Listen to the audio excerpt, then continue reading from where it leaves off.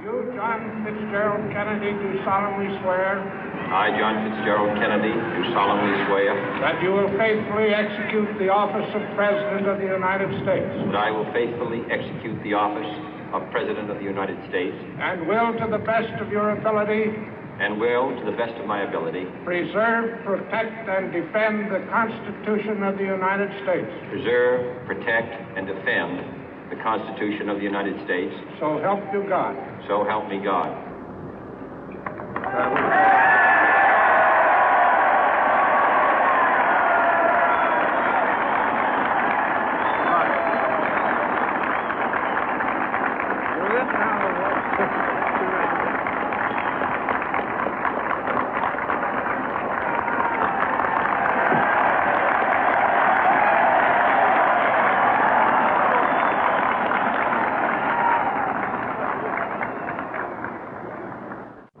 Vice President Johnson, Mr. Speaker, Mr. Chief Justice, President Eisenhower, Vice President Nixon, President Truman, Reverend clergy, fellow citizens.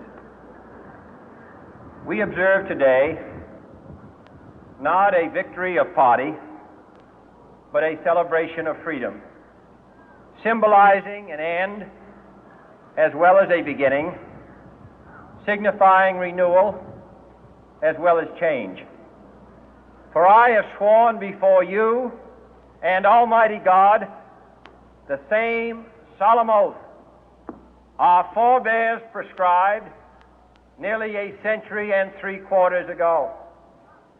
The world is very different now, for man holds in his mortal hands the power to abolish all forms of human poverty and all forms of human life.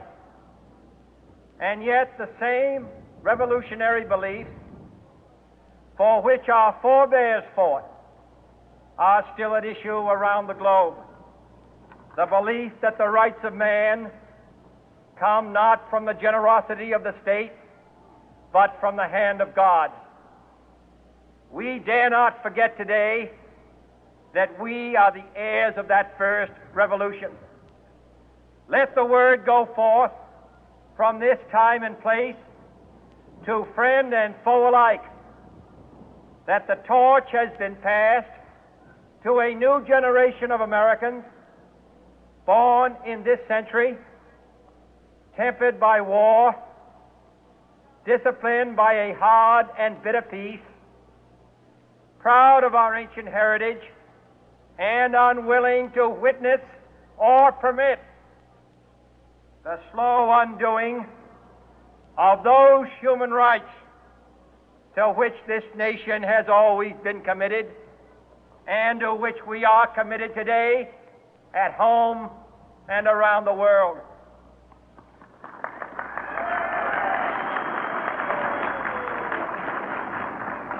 Let every nation know, whether it wishes us well or ill, that we shall pay any price, bear any burden, meet any hardship, support any friend, oppose any foe to assure the survival and the success of liberty.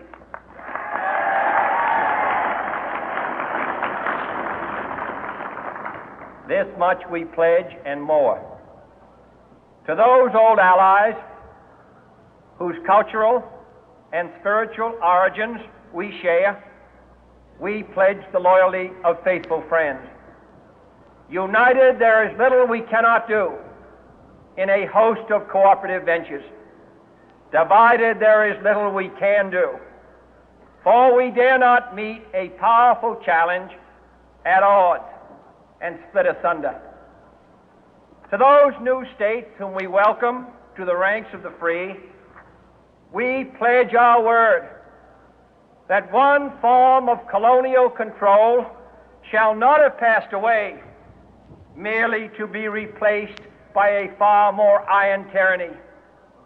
We shall not always expect to find them supporting our view, but we shall always hope to find them strongly supporting their own freedom, and to remember that in the past, those who foolishly sought power by riding the back of the tiger ended up inside.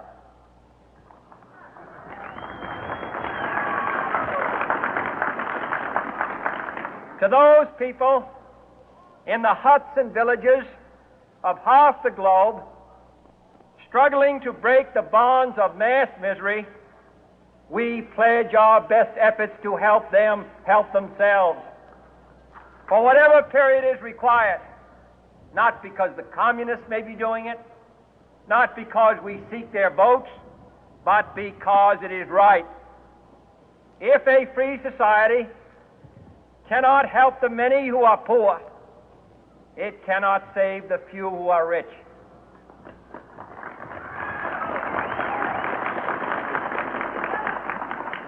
To our sister republics south of our border, we offer a special pledge to convert our good words into good deeds, in a new alliance for progress, to assist free men and free governments in casting off the chains of poverty. But this peaceful revolution of hope cannot become the prey of hostile powers. Let all our neighbors know that we shall join with them to oppose aggression or subversion anywhere in the Americas.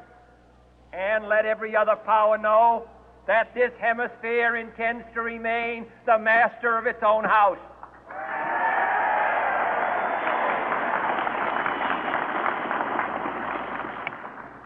To that World Assembly of Sovereign States, the United Nations, our last best hope, in an age where the instruments of war have far outpaced the instruments of peace, we renew our pledge of support to prevent it from becoming merely a forum for invective, to strengthen its shield of the new and the weak, and to enlarge the area in which its writ may run.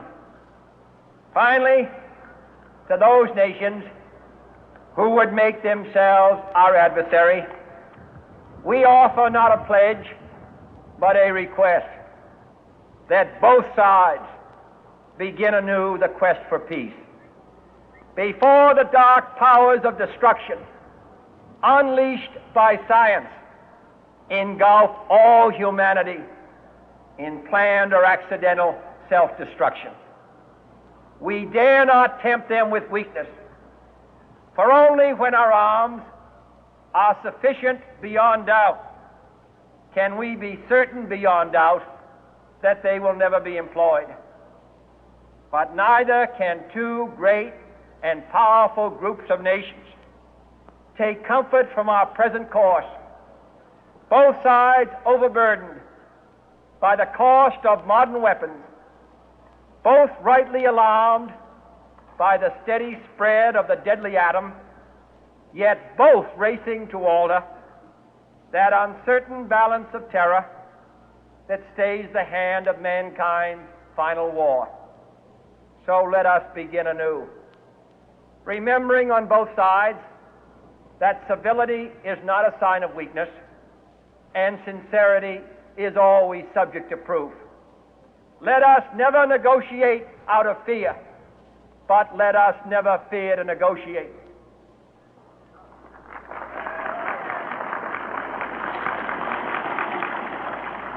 Let both sides explore what problems unite us, instead of belaboring those problems which divide us.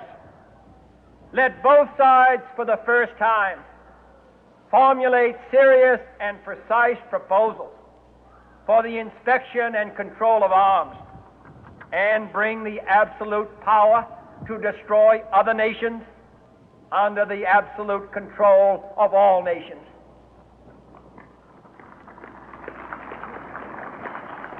Let both sides seek to invoke the wonders of science instead of its terrors. Together, let us explore the stars, conquer the deserts, eradicate disease, tap the ocean depth, and encourage the arts and commerce. Let both sides unite to heed in all corners of the earth the command of Isaiah to undo the heavy burden and let the oppressed go free. And if a beachhead of cooperation may push back the jungle of suspicion, let both sides join in creating a new endeavor, not a new balance of power, but a new world of law, where the strong are just and the weak secure and the peace preserved. All this will not be finished in the first 100 days, nor will it be finished in the first 1,000 days, nor in the life of this administration, nor even perhaps in our lifetime on this planet. But let us begin.